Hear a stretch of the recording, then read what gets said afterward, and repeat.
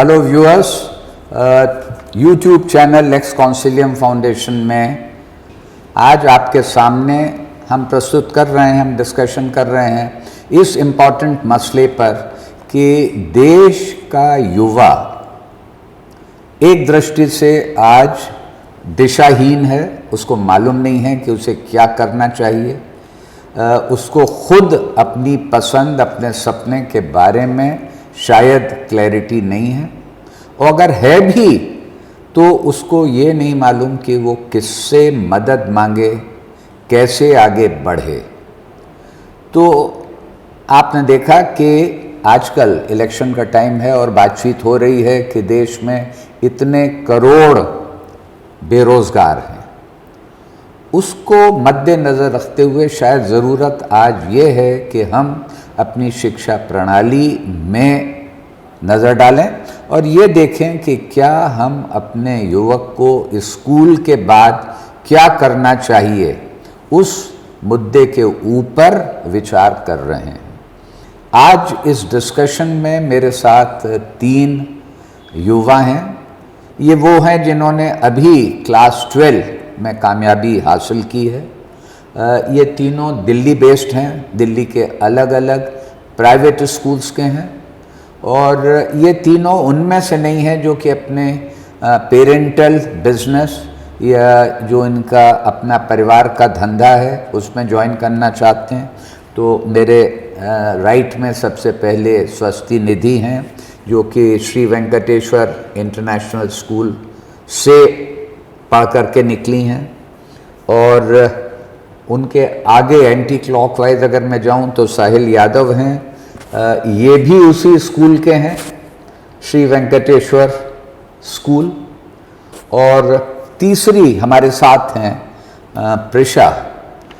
प्रिशा शांति ज्ञान निकेतन से इन्होंने +2 किया है, और इन तीनों के माध्यम से मैं कोशिश करूंगा और दर्शकों के सामने प्रस्तुत करने का कि क्या आज स्थिति है इन स्टूडेंट्स के सामने, इस तबके के सामने जो कि +2 के स्टेज में है, कर चुका है, और क्या इनका सोचना है, क्या इनकी दिक्कतें हैं। तो सबसे पहले let us see that what are the ideas और mindset of the students who are at the stage of 10+12, और उनके अपने आगे पढ़ने के बारे में, अपने कैरियर के बारे में क्या उनके विचार हैं।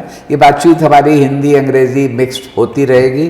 तो बातचीत की शुरुआत के लिए सबसे पहले मैं कहूँगा कि प्रिशा बताएं कि वो क्या सोचती हैं इस सवाल के बारे में जो मैंने अभी कहा, मैं दोहराऊँगा नहीं।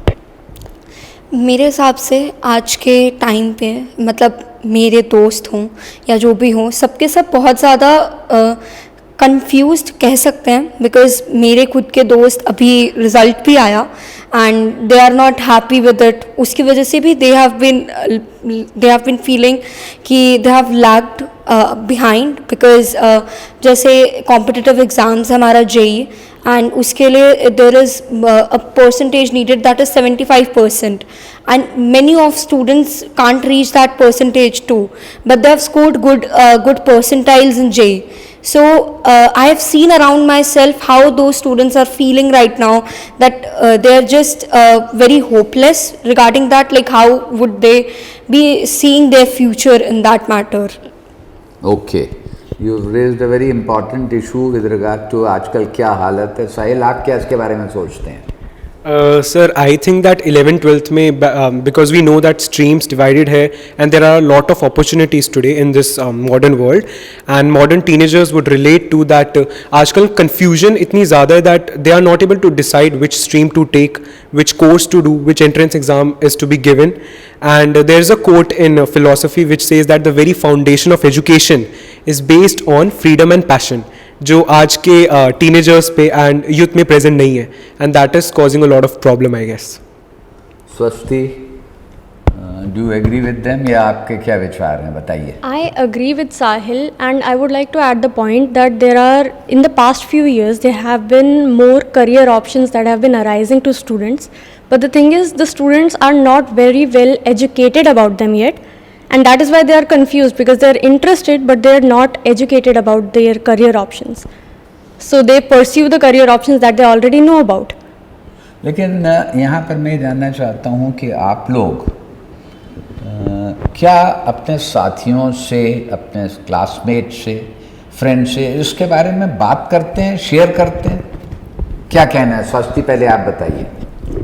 Among my classmates, my friends, we discuss it a lot because it is a question of our life कि हमारी पूरी ज़िंदगी हमें यही करना है.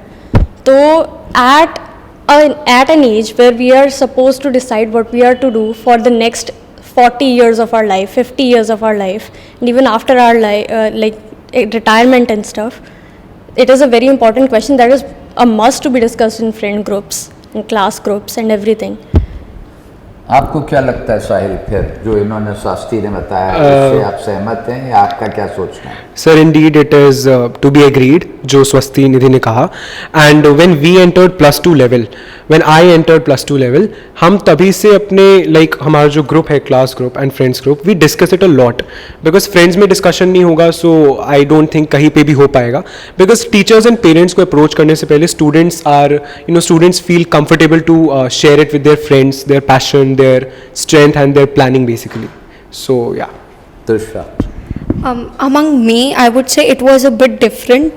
Like we discussed about what do we want to do in future. As we know, for the PCM field student, the option that we are looking at is only computer science right now. If we ask any of the student, they're just we just want to do BTech in computer science, and that's it. They're not even discussing about the upcoming courses. I would say artificial intelligence, machine learning, and there are many other opportunities, but they're not talking about that much. And even my parents told me to think about those fields. Specifically, my father was wanted me to do data science, but I just have a different interest. So we don't talk much about our fields. But yeah, it's a different perspective because I would say there is a much more competition in the case of a PCM student. They feel competition around themselves. They don't feel friendly nature with their friends too. They are just concerned about that. तो viewers, आपने देखा कि यहाँ पर एक mixed situation सामने आती है कि स्टूडेंट्स आपस में बात करते हैं, संभवतः इसको प्रायोरिटी नहीं दी जाती, उतनी सीरियसनेस नहीं दी जाती, और शायद उनमें लैक ऑफ क्लैरिटी भी है कि हम डिस्कस कर रहे हैं लेकिन क्या आगे बढ़ें, किस तरह से इसको सिस्टमेटिक क्लियर करें. Thank you. Be with us. ये बातचीत अभी जारी रहेगी, देखते रहिए.